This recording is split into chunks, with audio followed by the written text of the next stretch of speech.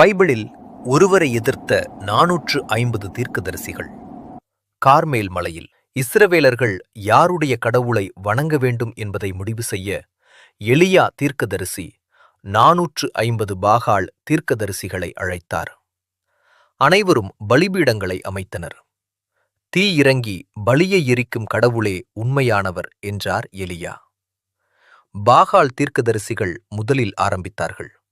அவர்கள் கத்தினார்கள், ஆடினார்கள், உடலை கீறிக் கொண்டார்கள். ஆனால் பாகால் கேட்கவில்லை. பலிபீடத்தின் மீது தீ வரவில்லை. அடுத்தது எலியாவின் முறை. அவர் பலிபீடத்தைச் சுற்றி 3 முறை தண்ணீரால் நிரப்பச் சொன்னார். எல்லாம் நனைந்தது. பிறகு எலியா ஒரு சிறிய ஜெபம் செய்தார். கர்த்தாவே, உமது வல்லமையை இவர்களுக்கு காண்பியும். அடுத்த கணம் வானம் திறந்தது. ஒரு அனல் பறக்கும் தீ இறங்கியது. அது பலியையும்